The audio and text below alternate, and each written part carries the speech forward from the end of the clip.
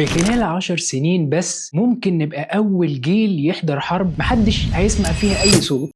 الحرب اللي جاية مش هتحصل لا في الجو ولا في البحر، دي هتحصل في الفضاء. سكوت بيزنت وزير الخزانة الأمريكي في تصريحات لفوكس بيزنس في أكتوبر 2025 قال الصين اقتصادها معتمد على القيادة والسيطرة، واحنا في أمريكا مش هنسمح لهم أبدا يأمرونا أو يسيطروا علينا. التصريح ده اتقال ردا على الإجراءات الاستفزازية من وجهة نظره من الصين. طب إيه هي الإجراءات الاستفزازية اللي مضايقة أمريكا أوي كده؟ الموضوع بدأ بتصريح لصحيفة ديفنس نيوز من نائب قائد القوات الفضائية الأمريكية الجنرال مايكل جيتلين في مارس 2025 لما قال إن أقمارهم رصدت مؤخرا 5 أقمار صينية بتتحرك داخل وخارج التشكيل في شكل منورات منسقة في مدار الأرض المنخفض، وهي استراتيجية مشابهة للقتال الجوي وبتتم مع أقمار تانية استعداد لتدميرها أو على الأقل تعطيلها وتشويشها. المناورات دي بتوضح ان الصين بتتدرب على عمليات في المدار الارضي المنخفض، ويعتبر تصعيد خطير في قدرات الصين في مجال مقاومه الاقمار الصناعيه، خصوصا ان ده بيهدد مباشره اقمار الاتصالات والملاحه والتجسس والبنيه التحتيه الفضائيه للولايات المتحده كلها،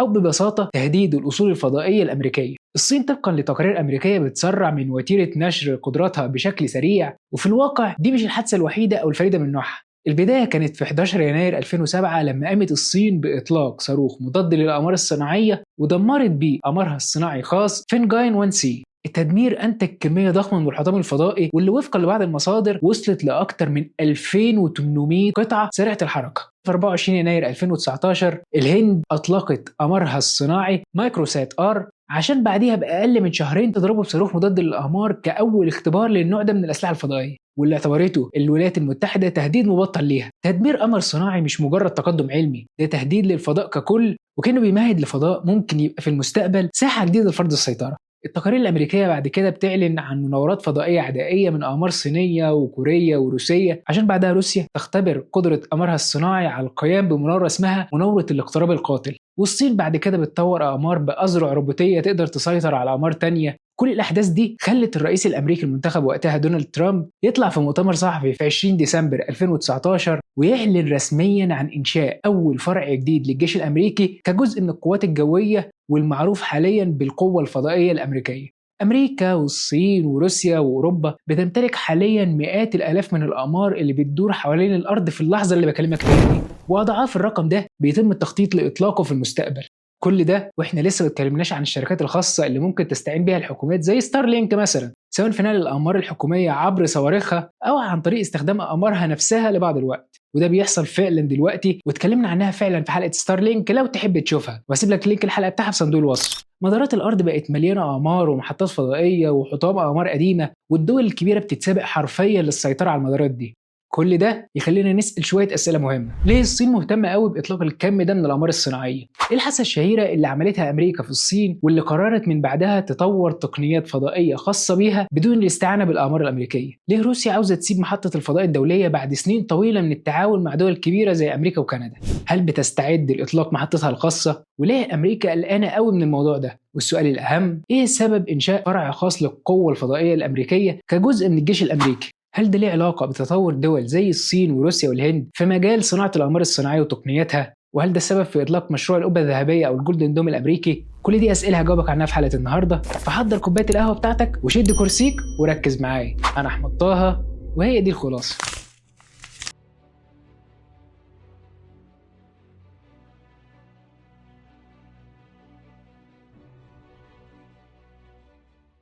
بص يا صديقي، في سبتمبر 2022 كانت البحرية الأوكرانية بتخطط تعمل ضربة استباقية على سفيستابول بشبه جزيرة القرم، وفي الوقت اللي الغواصات فيه كانت في طريقها اكتشفوا كارثة. ما كانش فيه إشارة، الإنترنت قطع، وبالتالي كان صعب جدا يوصلوا ويستهدفوا أهدافهم. اللي حصل إن قبل دخول روسيا أوكرانيا نفذت روسيا مجموعة هجمات سيبرانية عنيفة وقفت نظام تحديد المواقع GPS ونظام الاتصالات والإنترنت في أوكرانيا. طيب إيه الحل؟ فكروا بسرعة وقرروا يعتمدوا على الإنترنت اللي بتوفره الشركات الخاصة، واللي أشهرها مين؟ أيوه هو إيلون ماسك صاحب شركة ستارلينك. أوكرانيا حرفيا اعتمدت على إيلون ماسك في توفير خدمات الاتصال على شبكة ستارلينك اللي بتضم أكتر من 6000 قمر صناعي في المدار الأرضي المنخفض، اللي بالرغم من محاولاتهم المستمرة فشل الروس في اختراقها أو منع اتصالها. هتقول لي طب ما دام الشبكة شغالة ليه فشلت الضربة العسكرية؟ لأن القوات الأوكرانية لما طلبت المساعدة من ماسك رفض يرجع الإنترنت لأنه ما كانش كانش عاوز يبقى ليه دور مشارك في الصراع بين روسيا وأوكرانيا، وإنه بس مجرد مزود خدمة محايد. هل تتخيل إن قرار شخص واحد بس ممكن يحدد مين هيفوز في الحرب دي؟ ماسك كان في إيده حرفيا يغير تاريخ الحرب بين روسيا وأوكرانيا. ولو لاحظت إن ده اتعمل ب 6000 قمر صناعي بس ومملوك لشركة خاصة، فما بالك بقى بآلاف الأقمار الحكومية التانية. الصين بقى في السنين الأخيرة اهتمت جدا بتطوير برنامجها الفضائي بوتيرة سريعة. البرنامج الفضائي الصيني واحد من أكثر البرامج نشاطا في العالم، والحكومة الصينية أعلنت عن خطة طويلة المدى لتطوير تقنياتها في مجال علوم الفضاء لحد سنة 2050. مش بس كده، دي كمان بتخطط للمرحلة الثالثة من الخطة 2036-2050 من دلوقتي، واللي هتشمل إطلاق أكثر من 30 مهمة علمية فضائية. وده كان أول إعلان صريح إن الفضاء ما بقاش فاضي خلاص، ده بقى دلوقتي ساحة حرب فعلية. الصين بقت قوة صناعية فضائية كبيرة، خصوصا في مجال الأقمار العسكرية والأمنية. كفاية أن أقول لك إن دولة واحدة وهي الولايات المتحدة عملت السنة دي أكتر من 154 محاولة إطلاق مدارية، منهم 152 نجحوا فعلا في الوصول للمدار. وده مقارنة بالسنة اللي فاتت لما تم إطلاق 123 عملية، والسنة اللي قبليها في 2023 تم إطلاق 109 عملية إطلاق. تيجي بعدها الصين ب 64 عملية إطلاق السنة دي و67 عملية إطلاق السنة اللي فاتت. لكن كل الإطلاقات دي لا بتتم في مدار واحد ولا على ارتفاع واحد، والأهم إن معظمها مش أقمار مدنية أصلا. السلطات الصينية عايزة تكسر حاجز الهيمنة الأمريكية في الفضاء، وبتخطط لإطلاق أكتر من 160 قمر صناعي خلال السنتين الجايين دول، بهدف تشكيل شبكة من 300 قمر. ودي هتبقى خطوة لتحقيق الخطة الحكومية 2035، واللي هدفها بناء تغطية عالمية وتشغيل فعال لأنظمة البنية التحتية الفضائية للاتصالات والملاحة والاستشعار عن بعد. خلينا ناخد خطوة لورا بس ونسأل، ايه أصلا أهمية إطلاق الأقمار الصناعية في المدار الأرضي المنخفض؟ واشمعنى المدار ده بالذات؟ يعني ليه الدول أصلا بتختار المدار ده عشان تطلق فيه أقمارها الصناعية؟ في مقدمة كتاب أستروبوليتيك الجغرافيا السياسية الكلاسيكية في عصر الفضاء، بيقول الدكتور ايفرت دولمان إن المدار الأرضي المنخفض هيكون واحد من أهم مناطق الصراع في الفضاء الخارجي، واللي هيسيطر على المدار الأرضي المنخفض هيسيطر على الفضاء القريب من الأرض، واللي هيسيطر على الفضاء ده هيهيمن على الكوكب، وبالتالي هيحدد مصير البشرية وهيعيد رسم تاريخ ما يحدث على الأرض. يعني ايه الكلام ده؟ بص يا صديقي، شايف الصورة اللي قدامك دي؟ أول ما هنعلى عن سطح الأرض وعلى ارتفاع أقل من 450 كيلو هتلاقي المدار الأرضي المنخفض جدا. ده المدار اللي فيه دايما الأقمار الصناعية العلمية زي الأقمار المختصة بدراسة الطقس، واللي صحيح بيساعد الأقمار على التقاط صور عالية الدقة نظرا لقربها الشديد من الأرض، إلا أن مشكلة المدار الأرضي المنخفض إن زاوية التقاط الصور أصغر وأضيق. أما لو طلعت لارتفاعات أعلى هتقدر تاخد صور لمساحات أكبر بزاوية أوسع. كمان القمر الصناعي اللي بيدور قريب من الأرض للدرجة دي بيدور بسرعة كبيرة عشان يواكب سرعة الأرض، بالتالي يحتاج لأنظمة دفع متقدمة وفعالة ومستمرة، وده عشان يقدر يحافظ على ارتفاعه، واللي بيخليه يحرق وقود أكتر. لكن كل ما بيبعد كل ما دورانه بيبطأ، وعشان كده الدول أهملت المدار لسنين طويلة لحد ديسمبر 2017 أطلقت اليابان القمر سبامي، وده قمر صغير طوله 2.5 متر بيدور حوالين الأرض على ارتفاع 167 كيلو في المدار المنخفض جدا. الصين أكيد مش هتسيب حد يسبقها. في ديسمبر 2023 أعلنت مؤسسة علوم وتكنولوجيا الفضاء الصينية إنها بحلول 2027 هتنشر عدد من الأقمار الصناعية في المدار الأرضي المنخفض جدا لأغراض البحث والمراقبة. طبعا أمريكا عارفة ده معناه إيه، وفي يوليو 2024 أعلنت وكالة الضربة الأمريكية إنها تعاقدت مع شركة ناشئة اسمها ريد واير لتطوير شبكة أقمار خاصة بيها في نفس المدار. هنسيب المدار ده ونطلع أعلى شوية وهنوصل للمدار الأرضي المنخفض، والمدار ده على ارتفاع بين 400 ل 2000 كيلومتر. أول حاجة هنشوفها هناك على طول هي محطة الفضاء الدولية اللي بتضم 5 وكالات فضاء شغالة في المحطة دي، تعاون دولي بين أمريكا وكندا والاتحاد الأوروبي واليابان وروسيا، واللي بعد 25 سنة من الدوران حوالين الكوكب قرروا في 2022 وقف الدعم للمحطة. روسيا أعلنت وقف دعم المحطة احتجاجا على العقوبات الأمريكية المفروضة عليها بسبب دخولها الحرب مع أوكرانيا ابتداء من 2028. وحاليا روسيا بتبني محطتها الخاصة اللي مقرر نشر المرحلة الأولى منها في 2030. المشكلة إن ده لو حصل هتبقى روسيا تاني دولة في التاريخ تمتلك محطة فضاء مستقلة مش بالشراكة مع أي حد. عارف مين يا صديقي الدولة الأولى؟ مظبوط، الصين. على بعد خطوتين من المحطة الدولية هتلاقي محطة تيانجونج الصينية اللي اطلقت في 2022. ولو خرجت المحطة الدولية من الخدمة وما تمش إطلاق محطة روسية، الصين هتكون الدولة الوحيدة في العالم اللي عندها محطة فضاء عاملة. وده على فكرة يعتبر نصر رمزي كبير لا يستهان به، وده خلى أمريكا وروسيا ومن بعدهم الصين يتسابقوا برضو على إطلاق آلاف الأقمار هناك، خصوصا بعد ما شافت الصين اللي حصل للقوات الاوكرانيه واستعانتها باقمار ستارلينك، وده خلاها تنتبه لخطوره الشركه دي وخلى الصين تعتبرها عدو حقيقي وخطر استراتيجي، وبدات تدرس ازاي تستخدم اقمار صناعيه مجهزه باسلحه ليزر ومايكروويف عشان تقدر تخرج اقمار ستارلينك من الخدمه لو حصل مشكله ودخلت في اي صراع مستقبلي. لدرجه انه في يناير 2025 عملت الصين محاكاه حاسوبيه لاستعراض قدراتها، استخدمت فيها 99 قمر صناعي جوه المحاكاه طبعا لاسقاط 1500 قمر من ستارلينك في 12 ساعه بس، وفعلا المحاكاه نجحت. بس بالرغم من كده كان واضح جدا ان التهديد ده موجه لايلون ماسك عشان تقول له لو فكرت تساعد تايوان زي ما حصل في اوكرانيا خلال حربها هنقدر ندمر اقمارك اللي في المدار. صحيح ما تمش تدمير اي اقمار لاي دوله باي وسيله لحد دلوقتي، لكن ده ما منعش 4 دول تقرر فعلا، واسمع دي، تدمر اقمارها الصناعيه الخاصه بيها بنفسها. الدول دي زي ما انت متوقع الولايات المتحده والصين وروسيا والهند. طيب هل الهدف من ده اظهار قوتهم؟ لا يا صديقي، مش بس كده، ممكن تقول انهم كانوا بيتدربوا على استهداف الاقمار الصناعيه من الارض عشان لو دخلوا في حرب فعليه في الفضاء يعرفوا ازاي يتصرفوا. كمان يا صديقي في منافس صيني شرس لستارلينك وهو شركه جي سبيس الصينيه اللي عندها فعلا 30 قمر في المدار الارضي المنخفض، وبتحاول دلوقتي تطور شبكتها لمنافسه شركه ستارلينك. كمان الحكومه الصينيه اعلنت عن خطط لبناء شبكات فضائيه للاتصالات السريعه زي شبكه جوانج الحكوميه اللي مخطط ليها انها تطلق 13,000 قمر صناعي، وشبكه شيان المدعومه من الحكومه واللي مخطط انها تطلق 15,000 قمر. تتوقع شركه الابحاث ABI ان عدد الاقمار الصينيه النشطه في المدار هيزيد من 17,000 حاليا ل 48,000 في 2032. لو ده حصل فده معناه ان الصين قريب هيبقى عندها اكتر من ضعف عدد الاقمار الصناعيه اللي بتمتلكها كل دول العالم. لكن بالنسبه للارقام الحاليه وطبقا لاخر الاحصائيات الصين لسه اقل من امريكا في عدد الاقمار في المدار. امريكا عندها حوالي 8530 قمر صناعي في المدار، كتير منهم تبع شركه ستارلينك التابعه لايلون ماسك، غير طبعا الاقمار الحكوميه والعسكريه لوكالات زي ناسا ونوا وفروق الجيش المختلفه والبنتاجون، في حين ان الصين بتمتلك حوالي 906 قمر شامله الاقمار العسكريه والمدنيه والتجاريه. الأقمار الصينية الجديدة مجهزة بأنظمة اتصالات متعددة ثنائية الترددات قادرة على نقل البيانات على ترددات مختلفة في نفس الوقت. خاصية تعدد الترددات دي بتضمن المرونة لأنها لو تشوش أو تم اعتراض أي تردد فبيتم التبديل بسرعة وكفاءة بين الترددات بدون انقطاع، وبالتالي ده بيضمن اتصالات آمنة وسريعة وواسعة النطاق مدعومة بالذكاء الاصطناعي. السيناريو ده بيجبر أمريكا على تعزيز دفاعاتها ضد مجموعة كبيرة من التهديدات اللي بتظهر على بعد آلاف الأميال فوق الأرض. الصين في سعيها للتفوق في الفضاء بتختبر وبتطور أسلحة مصممة لتعطيل وتشويش وحتى خطف الأقمار الصناعية اللي الجيش الأمريكي بيعتمد عليها بشكل كبير في عملياته العالمية. كفاية تعرف آخر اختراق علمي صيني وهو اختبار إطلاق قمر صناعي لتزويد الأقمار الصناعية بالوقود، واللي تم بنجاح مبهر، وده هيسمح بإطالة عمر الأقمار الصناعية في المدار واللي مع العلم أمريكا لسه ما أتقنتوش. ضعف القوات الأمريكية في الفضاء بقى واضح مع تطوير الصين لقمر صناعي تاني مزود بذراع روبوتية قادرة على التلاعب بالأقمار في المدار، وده بيشكل تحدي مباشر وبيجبر المهندسين يصمموا أقمار تكون سريعة ومرنة عشان تهرب من التهديدات دي. ولمواجهة نقطة الضعف دي البنتاجون بيتعاون مع الشركات الصناعية الخاصة عشان يصنعوا أقمار أصغر وأرخص يملوا بيها الفضاء، وده عشان يصعبوا على الخصوم استهداف الأصول الحيوية. لكن الصين صعبت اللعبة أكتر بعد تركيزها على تطوير الصواريخ سواء الأرضية أو الفضائية، وكمان تطوير ليزرات عالية القدرة.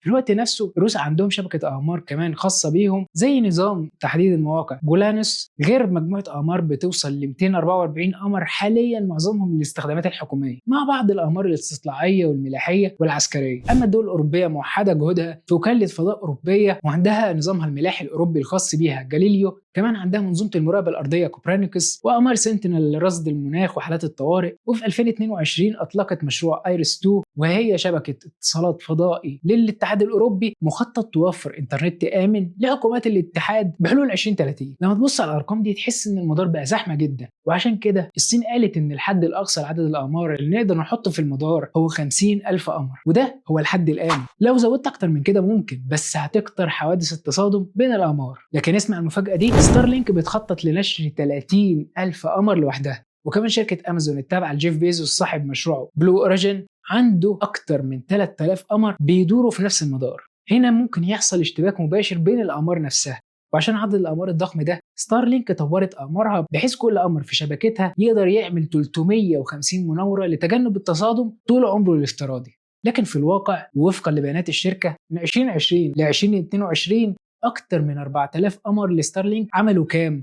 عملوا أكتر من 26 ألف مناورة لتجنب حوادث اصطدام محتملة، وده بيخلي احتمالية الصراع بين أمريكا والصين محتملة قريبة قوي. وكل دولة فيهم دلوقتي بتسأل نفسها مين اللي هيبقى من حقه يحدد ملكية المدار ده؟ هل اللي وصل الأول هو اللي ليه الحق ده؟ وهيفضل السؤال ده هو سؤال المليون اللي هيحدد في المستقبل مين اللي هيفرض سيطرته في النهاية. ممكن تفتكر دلوقتي إن كل الدول بتطلق أقمارها في المدار ده بس، وأي حاجة بعده هي فضاء شاسع معه. لكن أفاجئك وأقول لك إن دي مش الحقيقة. لو طلعنا أكتر هنوصل للمدار الأوسط للأرض، وهو على ارتفاع بين 2000 ل 35 ألف كيلو فوق سطح البحر. وده بقى مدار واسع بيسمح للأقمار الصناعية بالحركة بسرعة قليلة والدوران بزاوية واسعة، فبيغطي مساحة كبيرة من الأرض. وده اللي موجود فيه إيه؟ أهم وأشهر أقمار أمريكا الملاحية، الجي بي إس. الجي بي إس هو النظام الوحيد المستخدم حاليا في رحلات الطيران الدولية، وتقريبا بيستخدم في كل جوانب الحياة اليومية زي الاتصالات والمعاملات المالية والزراعة وغيرها كتير. ومع الوقت بدأت تظهر استخدامات جديدة، وفي دراسة تمت في 2019 بتقول إن فقدان خدمة الجي بي إس هيكلف أمريكا يوميا حوالي مليار دولار. يعني لو حصل هجوم على النظام ده ممكن مجالات كتير تتشل وتقف تماما. وهنا لازم تسمع الحكاية دي. سنة 1993 ادعت الولايات المتحدة إن في سفينة صينية شايلة أسلحة كيميائية رايحة لإيران. حصلت البحرية الأمريكية السفينة في المياه الدولية 24 يوم. وفقا للصين فأمريكا قطعت أهم أداة للملاحة في السفينة، الجي بي إس. طبعا الصين ما نسيتش أبدا الحادثة دي، وفهمت أهمية وجود نظام ملاحة عالمي خاص بيها من سنين، وقررت إن هم محتاجين نظام خاص بيهم لضمان التغطية المستمرة والدقة المطلوبة. مش هيستأمنوا دولة تانية على معلوماتهم الحساسة في عملياتهم العسكرية تاني. وسنة 2000 بدأوا مشروع باسم بيج دبر، لكن مع الوقت طوروا النظام ده وحولوه لنظام تحديد مواقع خاص بيهم وسميته بيدو.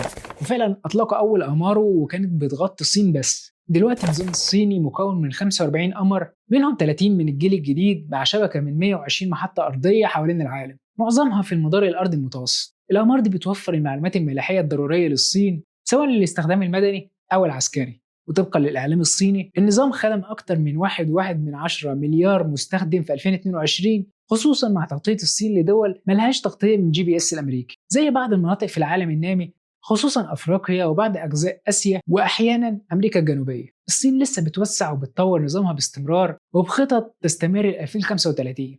النمو السريع لبيته ممكن يكون ليه تأثيرات خطيرة على أمريكا، لأن دلوقتي الصين مش محتاجة الجي بي إس الأمريكي الضعيف جدا مقارنة بمنافسه الصيني، وسهل جدا يتم اختراقه أو تعطيله. في المقابل النظام الصيني دقته عالية جدا على مستوى السنتيمتر، بيسمح بالاتصال الثنائي بين الأقمار والأرض، وبيشتغل في أي ظروف حتى لو بيئة مليانة تشويش، مع اتصال فوري بين الأقمار وبعضها عن طريق الليزر عشان يعمل تحديثات فورية بدعم من شبكات ال 6G وتقنيات الذكاء الاصطناعي. لو طلعنا ل 35 ألف كيلو متر فوق سطح البحر هنكون وصلنا لآخر مدار معانا النهاردة، وهو المدار الجيو سنتشري أو المدار الثابت للأرض. وده زي اسمه كده، فالأقمار فيه بتكمل دورة كاملة كل يوم، أو للدقة كل 23 ساعة و56 دقيقة و4 ثواني. كل الأقمار المهمة هتلاقيها في المدار ده، وده معناه إن أكبر 3 دول وهم أمريكا والصين وروسيا ليهم 3 مجموعات من الأقمار التابعة ليهم هناك، واللي دورها المراقبة المبكرة للهجمات النووية والصواريخ الباليستية وكشف أي نشاط نووي كبير أو أي تحرك عدائي في أي مكان على الأرض. كمية الأقمار دي بتكشف لك إن التهديدات والمنافسة بين الدول دي كبرت. صحيح أمريكا لسه عندها أكبر عدد أقمار صناعية في المدارات الأرضية سواء تجارية أو حكومية أو عسكرية، لكن الخصوم بيطوروا أقمارهم بوتيرة أسرع وبيطوروا طرق أكتر لتدمير الأنظمة دي. في 2007 الصين أظهرت لأول مرة إمكانية تدمير قمر صناعي بصاروخ. الروس عملوا نفس الحاجة في 2021 لما أطلقوا صاروخ مضاد للأقمار الصناعية، دمروا بيه قمر صناعي خاص بيهم على بعد 25 ميل من محطة الفضاء الدولية. روسيا باستخدام الصاروخ ده أظهرت قوتها واستعدادها، وزي ما الهند عملت في 2019 لما اختبرت صاروخ مماثل زي ما حكيت لك في بداية الحلقة، الموضوع وصل للتفكير في صواريخ نووية فضائية تقدر تدمر عدد كبير من الأقمار العسكرية والمدنية في ضربة واحدة. وعشان كده في 2019 أعلن الرئيس الأمريكي وقتها دونالد ترامب عن تأسيس أول قوة فضائية تابعة للجيش الأمريكي، وده هيكون فرع خاص هيتبع القوات الجوية، مهمته الدفاع عن مصالح أمريكا الحيوية في الفضاء. واللي طبقا لوصف الجنرال جاي ريموند القوة دي هتمثل أكبر قوة فضائية في العالم للحفاظ على التفوق المداري الأمريكي. لكن برضه لسه كبار مسؤولين الدفاع الأمريكي قلقانين من النشاط العسكري السريع للصين في الفضاء، وبيقولوا إن الصين بتوسع قدراتها الحربية الفضائية بسرعة مقلقة. القائد الأعلى لقوة الفضاء الأمريكية قال إن بكين بتستغل الفضاء عشان تكمل ما يسمى بالكيل تشين، ودي ببساطة استراتيجية من سلسلة خطوات لاكتشاف وتتبع وضرب الأهداف المعادية. يعني القمر الصناعي بيحدد الهدف، المحطة الأرضية بتثبت عليه، والأسلحة بتدمره، والنتيجة عدو أعمى وأطرش وغير قادر على الرد في الوقت اللي فيه شبكة الصين مستمرة وبتقوم بواجبها بكفاءة. وبالتالي لو ما اتحركتش بسرعة الصين ممكن تتفوق عليها قريب. كمان قال إن الصين أتقنت تطوير أسلحة فضائية متقدمة زي الطاقة الموجهة وتقنيات الليزر والتشويش على الأقمار اللي بتمثل خطر كبير على العمليات الأمريكية في الفضاء. وعشان كده أمريكا بدأت تمضي اتفاقيات تعاون على تبادل المعلومات الاستخباراتية مع بريطانيا ودول الفايف آيز زي كندا واستراليا ونيوزيلندا عن نشاط الصين وروسيا في الفضاء. كمان أمريكا دلوقتي شغالة على مشروع جديد وهو الجولدن دوم أو القبة الذهبية بخطة تمويل توصل ل 175 مليار دولار، واللي هدفها بناء شبكة أقمار صناعية تكشف وتدمر الصواريخ الموجهة ضد أمريكا بحلول 2029. تفاصيل المشروع ده مثيرة جدا وهتحتاج حلقة كاملة لوحدها عشان نشرح تفاصيل المشروع، فلو تحبوا نتكلم عنها في حلقة جاية اكتبوا لي تحت في التعليقات. العصر الجاي هيبقى عصر الحروب الهجينة اللي فيه الأقمار والبيانات والروابط الاقتصادية هتكون بنفس أهمية الجيوش والصواريخ. أمريكا والصين وروسيا دلوقتي بيتسابقوا على مين هيفرض سيطرته الأول على الفضاء، اللي دلوقتي ما بقاش مجرد مسرح للمراقبة، ده بقى طبقة حرجة لفرض السيطرة والنفوذ. سواء النزاع الجاي هيبقى على تايوان أو على طرق التجارة العالمية أو حتى على السيطرة على الشبكات المدارية.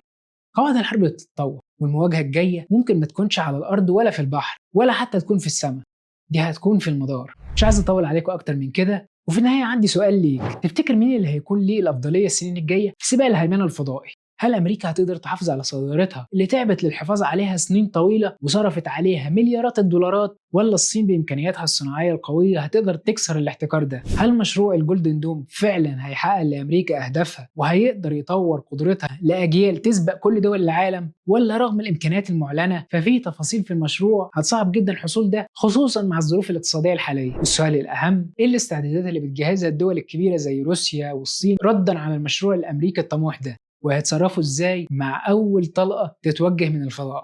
هتابع اجاباتكم بنفسي في التعليقات. وقبل ما انهي الحلقه لازم افكركم وافكر نفسي ان اخواتنا في غزه والسودان وغيرها لسه بيعانوا من اوضاع مؤسفه، فلو في ايدك اي حاجه تعملها سواء بالدعاء ليهم او الكلام عنهم او مساعدتهم يا ريت ما تتاخرش. في النهايه لو عجبتكم الحلقه وحابين تشوفونا تاني اشتركوا في القناه وفعلوا الجرس ورشحونا لاصحابكم لو عجبكم المحتوى عشان هم كمان يقدروا يستفيدوا. شكرا لك يا صديقي واشوفك الحلقه الجايه ان شاء الله. سلام.